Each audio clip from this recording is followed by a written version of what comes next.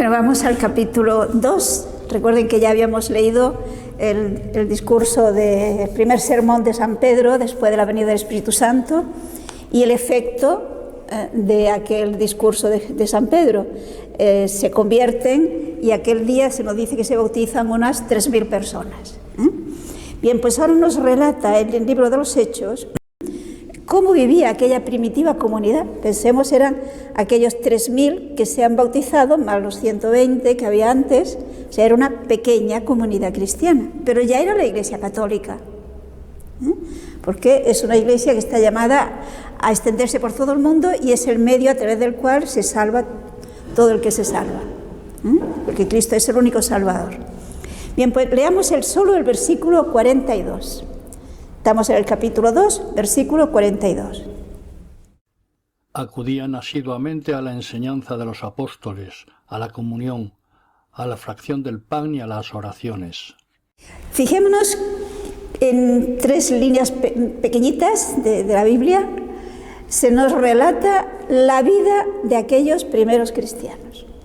Y en realidad, si nos fijamos, vamos a tratar de verlo, aquí tenemos lo que es fundamental de una auténtica comunidad cristiana.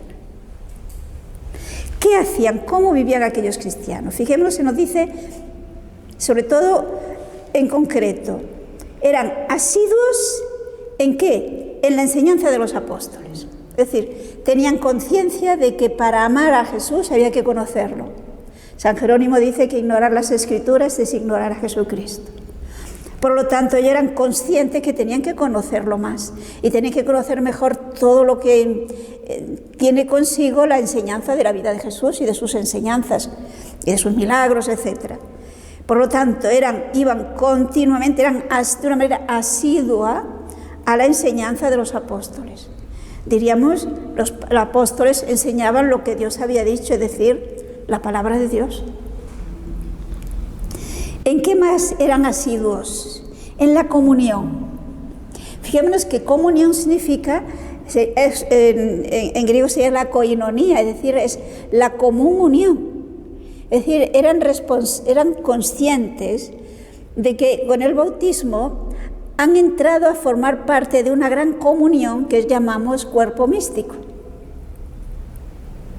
Y por lo tanto eran conscientes de que lo que le pasaba a otra persona, si yo lo puedo solucionar, se lo he de solucionar. O sea, es formar esa gran familia que es la comunión de los santos. Y que por lo tanto yo no puedo decir de nadie ese es su problema. No. Tenemos una comunión de bienes. Fijémonos que dentro del cuerpo místico, lo que afecta a una persona, directo o indirectamente afecta al resto. Ocurre como en nuestro cuerpo físico. ¿Qué hacemos cuando, por ejemplo, una persona tiene una infección, pues qué sé yo, en un diente? Si hay que ponerle un calmante, pues o se lo toma en forma de pastilla y por lo tanto va al estómago, y es el estómago el que hace el esfuerzo, o se le pone una inyección, pero no se lo ponen ahí. Sin embargo, el efecto llega a calmarle el dolor de muelas. Bueno, pues esto ocurre en el cuerpo místico. La vida de una persona, lo bueno o lo malo que haga cada uno de nosotros, repercute en bien o mal del resto. Y ellos eso lo vivían en conciencia. Eran conscientes de que efectivamente su vida influía en los demás. Y ya veremos más adelante que eso lo manifestaban, pues en concreto procurando ayudar a las necesidades de los demás. Esto nos lo va a decir después también. Por lo tanto, en la enseñanza de los apóstoles, en la comunión, en la fracción del pan. Ustedes saben que en la iglesia primitiva, en la Biblia, se habla de la fracción del pan, se refiere a la Eucaristía. Jesús tomó pan, lo partió, entonces tomó de ahí el nombre y se llamaba fracción del pan, lo que nosotros ahora llamamos misa o Eucaristía. Por consiguiente, iban a celebrar de una manera asidua participar de la Eucaristía. Y también en las oraciones. Es decir, hacían oración tanto individual como colectivamente. Y esto es lo que hace que una comunidad y que una persona que pertenece a esta comunidad sea un auténtico cristiano.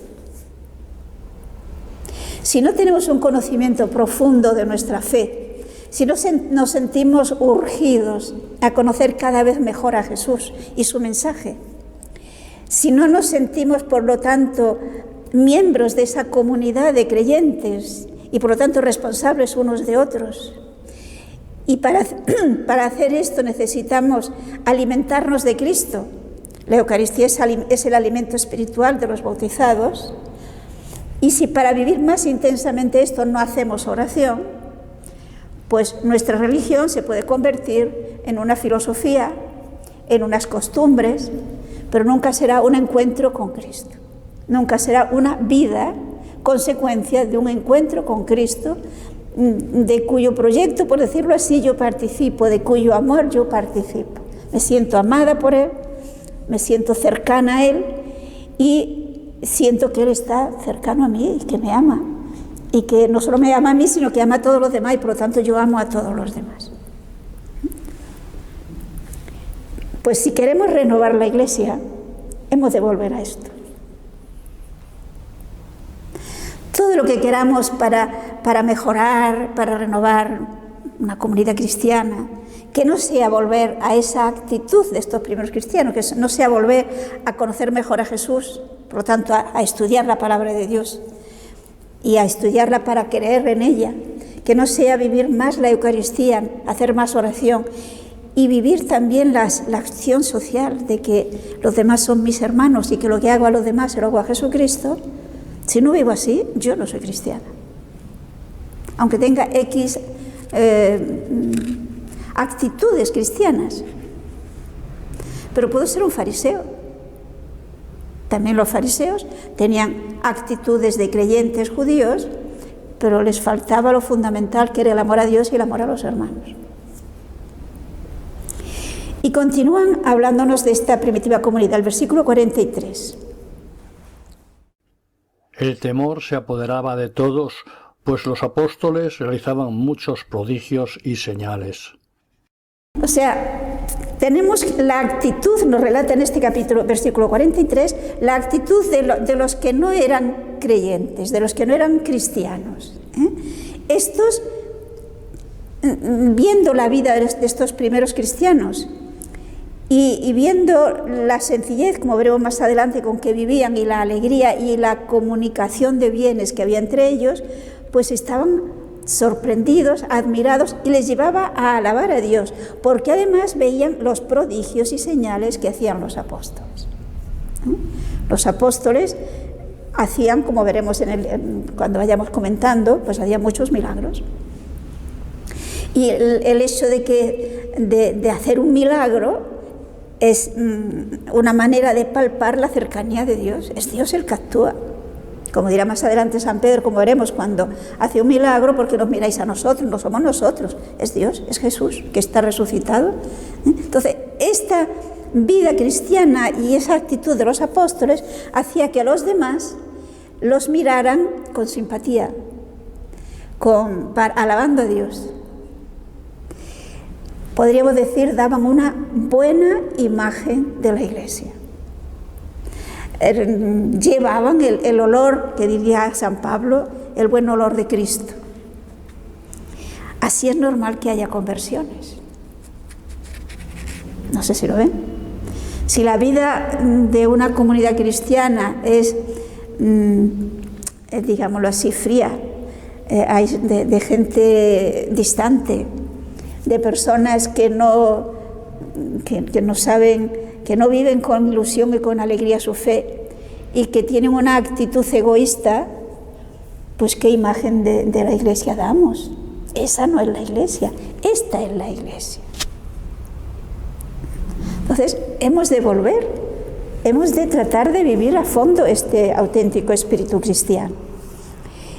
Seguimos, versículos 44 y 45. Todos los creyentes vivían y tenían todo en común. Vendían sus posesiones y sus bienes y repartían el precio entre todos, según la necesidad de cada uno. Aquí tenemos, pues, lo que significa esa vida común. Y en concreto se nos dice que los cristianos en Jerusalén vivían unidos y tenían todos los bienes en común. Pero fijémonos que no era un comunismo, porque tenían los bienes en común, pero los que vendían sus bienes y los daban a los apóstoles para que los repartieran a los pobres, lo hacían libremente. Nadie les obligaba, y de hecho no todos lo hacían.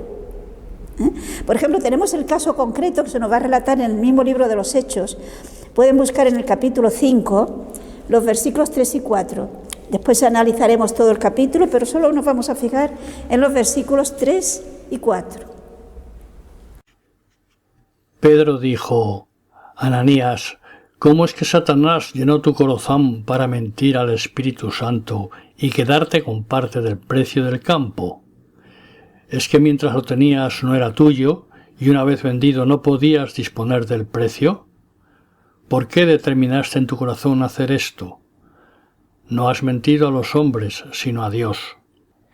Fijémonos cómo le dice. Se trata de un señor, un matrimonio que se han puesto de acuerdo, han vendido una propiedad y han llevado a los apóstoles una parte del precio que le han dado, diciendo que era todo lo que le habían dado, se habían reservado una parte. Pero no es que interesa, por lo tanto, lo que le dice San Pedro. ¿Pero acaso no era tuyo? ¿No era tuyo antes de venderlo y después de venderlo? Es decir, si lo ha vendido es porque ha querido, nadie le ha obligado a ello. Bueno, el problema de estas personas es que quisieron aparecer como muy generosos sin serlo. O sea, problemas, aunque tenemos una comunidad modelo que tal cual la describen, pero había también ovejas negras. También había quienes no vivían coherentemente su fe. Por lo tanto, esto que hacían de vender sus posesiones y sus haciendas y distribuirlas cada uno según sus necesidades, se hacía libremente. Pero esto revela que ellos tenían conciencia de que si un miembro de la comunidad tenía necesidad y yo podía aliviarle, yo le aliviaba. ¿Por qué? Pues porque es mi hermano y porque los bienes que Dios nos ha dado es para que los administremos de acuerdo con la voluntad del Padre, que es el dueño, de acuerdo con la voluntad de Dios, que es el dueño de todo lo que tenemos. Y si el dueño de todo lo que tenemos, que es Dios, lógicamente no puede estar contento si yo tengo abundancia y no colaboro y no ayudo a uno que está pasando necesidad. Hay un texto en la primera carta de San Juan, podemos buscar el capítulo 3, primera San Juan 3, versículos 17 y 18. Si alguno posee bienes en la tierra, ve a su hermano padecer necesidad y le cierra su corazón, ¿cómo puede permanecer en él el amor de Dios? Hijos míos, no amemos de palabra ni de boca, sino con obras y según la verdad. O sea, ¿cómo puede estar en él, dice San Juan, el amor de Dios? Si ve a un hermano pasar necesidad, ¿puede aliviarle y no le alivia? Entonces, ¿qué nos dice? Amemos de verdad, no solo de palabras. Y el amor se manifiesta en la vida. No es cuestión solo de decir yo te quiero mucho, yo rezo por ti, que está muy bien que lo hagamos, que es una obra de misericordia, pero si puedo hacer algo más, debo hacerlo. Se trata de que una persona sufre, tiene una necesidad y yo la puedo aliviar y yo le puedo socorrer. Entonces, si realmente amo a Dios, lo haré, porque sé que lo que le haga a Él, se lo estoy haciendo a Él, se lo estoy haciendo a Jesús. Lo que hicisteis a uno de estos, a mí me lo hicisteis, dice Jesús. Entonces, estos primeros cristianos eran conscientes de esa realidad. Fíjense, por lo tanto, cómo efectivamente un auténtico cristianismo tiene una manifestación social. Es todo lo contrario del egoísmo. Porque Jesús, su vida fue así. Él nos dijo que Él no había venido a ser servido, sino a servir. Y Cristo da su vida, que es lo más que se puede dar, por nosotros. Entonces, ¿cómo nosotros podemos no dar lo que tengamos por eso, porque en Cristo ha dado su vida? Es que el argumento es lógico, ¿no? En el momento que yo me encuentro con Cristo, me doy cuenta del amor de Dios, del amor de Jesucristo, que manifiesta ese amor de Dios a todos los hombres, que llega hasta dar su vida, y como dice San Pablo, el Padre llega a darnos a su Hijo amado. ¿Cómo yo puedo no dar lo que tenga? Y que muchas veces son cosas que me sobran. Así que la auténtica vida cristiana se manifiesta en la caridad. En eso conocerán que somos discípulos suyos, dijo Jesús. En ese amor, amor de obras, no solo amor de palabras. Y podemos continuar desde el versículo 46 hasta el final, hasta el versículo 47. Acudían al templo todos los días con perseverancia y con un mismo espíritu. Partían el pan por las casas y tomaban el alimento con alegría y sencillez de corazón. Alababan a Dios y gozaban de la simpatía de todo el pueblo. El Señor agregaba cada día a la comunidad a los que se habían de salvar. Aquí vemos cuál es la consecuencia de esa vida auténticamente cristiana.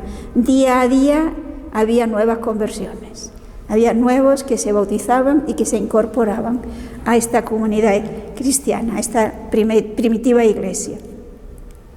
Pero si nos hemos fijado en esos versículos que hemos leído, vemos que aquella primitiva comunidad seguía siendo judía y seguía practicando su judaísmo. ¿Por qué? Los judíos y los cristianos adoramos al mismo Dios. El Antiguo Testamento lo hemos recibido de ellos. Y Cristo es judío y practicó el judaísmo. Lo vemos los sábados, ir a las fiestas de Pascua, es decir, vivía como un auténtico judío. Entonces, esta primitiva comunidad, igualmente, se nos dice que diariamente y de una manera unánime, es decir, pensando lo mismo, queriendo lo mismo, unidos, pues iban al templo. En el templo era el lugar, el único lugar del mundo donde se rendía culto al verdadero Dios, donde los judíos iban, estaban obligados a ir por lo menos una vez al año. Y en ese templo de Jerusalén había dos momentos importantes de oración. Una oración por la mañana en el que se ofrecía un cordero y otro por la tarde, en el que se ofrecía otro cordero y había oraciones. Recordemos cuando en el libro de San Lucas se nos habla de Zacarías, cuando ofrece el incienso, es ese culto que se ofrecía en el templo. Pues los primeros cristianos iban unánimes, unidos, pensando lo mismo, contentos, a participar del culto del templo de Jerusalén. Pero aparte, por las casas partían el pan. Es decir, podemos ver muy bien cómo funcionaba aquella comunidad. Tenían el culto cristiano, no tenían templos, y por lo tanto lo hacían en las casas. Y el texto da la idea de que era por turno, casa por casa. Iban celebrando en las casas la Eucaristía, la fracción del pan. Y entonces a la fracción del pan, o sea, la Eucaristía, venía precedida de una comunión, una comida fraterna. Por lo tanto, también se nos dice que comían su alimento con sencillez y con alegría de corazón. La sencillez, la alegría, la unanimidad, todo esto hace que la gente diría, mira cómo se aman. Es decir, eran bien vistos, nos dice, ¿no? Eran bien vistos por los que no eran cristianos. Era una conducta que no podían menos de alabarla. Y esto, otra de las cosas que se nos dice de estos primeros cristianos es que alababan a Dios. La alabanza a Dios, que a veces lo olvidamos. A veces acudimos mucho a pedir. Y está muy bien porque Jesús lo ha dicho, que pidamos. Pedid y recibiréis, llamad y se os abrirá. Hay que hacerlo, porque hay muchas necesidades. Pero también hay que dar gracias y también hay que alabar a Dios. Entonces los primeros cristianos vivían con ilusión, con alegría, con sencillez. Esa actitud de alabanza, de participación del culto, como digo, el culto del templo judío y luego también por las casas, la Eucaristía, y esta vida de auténtico cristianismo contagia. Fijémonos que aquí vemos lo que es la levadura. La levadura es distinta de la masa y por lo tanto esa levadura iba transformando la masa. Y cada vez iba aumentando el número de los creyentes. Yo creo que tendríamos que planteárnoslo, ¿no les parece? A ver, quizás nos quejamos de que nuestra sociedad no es cristiana. Bueno, ¿y por qué no vivimos como vivían ellos y actuaríamos realmente de levadura? ¿Ustedes creen que hoy día en nuestra sociedad una auténtica vida cristiana como la que se nos refleja aquí no convencería y ciertamente haría que muchos más creyeran? ¿Ustedes se imaginan que la sociedad donde veremos que San Pablo va a predicar y va haciendo comunidades florecientes era mejor que la que nosotros tenemos ahora? Bueno, si uno lee la carta a los romanos, el capítulo 1, pues más bien no. Y si pensamos en la comunidad de Corinto, pues más bien no. Sin embargo, ahí surgen comunidades cristianas florecientes y con empuje. Entonces, es cuestión de que nos convenzamos de que el Espíritu Santo quiere transformarnos, de que el Espíritu Santo puede transformarnos. Y empecemos, pues, a nivel de grupito, de pequeños, a veces quizás con otra persona, a tener esa mayor actitud de confianza, de sencillez, de alegría, de comunicación. Y esto es un bien que se va extendiendo, de más sonrisa, de más simpatía, de más alegría, de más apertura. Muchas veces nosotros lo complicamos y pensamos que tiene que ser, pues qué sé yo, hacer un testimonio extraordinario, No. Es cuestión de vida, de convicción. Yo creo que lo que tenemos que hacer es pedirle al Señor que nos abra los ojos, que veamos el tesoro que llevamos entre las manos y lo valoremos. Y creamos en esa fuerza del Espíritu Santo que estaba en ellos y está en nosotros. San Pablo nos dirá, no contristéis al Espíritu Santo. Pienso que quizá lo tenemos muy triste, porque no secundamos lo que nos dice. No le hacemos caso. El Espíritu Santo parece que es el gran desconocido. ¿No os parece? Por lo tanto, hagamos más caso del Espíritu Santo. Tengamos una mayor apertura. Fijémonos que hemos desarrollado mucho un egoísmo impresionante. Y vamos a la religión, acudimos a Dios muchas veces sencillamente buscando mi bien, mi paz, mi alegría, la solución de mis problemas. Y estamos así cerraditos dentro de yo. Así no podemos contagiar a nadie. ¿No? Hemos de salir de nosotros mismos y mirar más al otro, lo que el otro necesita, lo que aquel espera. Y esto, además de que nos hará más felices, porque saldremos de nuestro yo, y nuestro yo no es grato. A ver, no sé si me explico.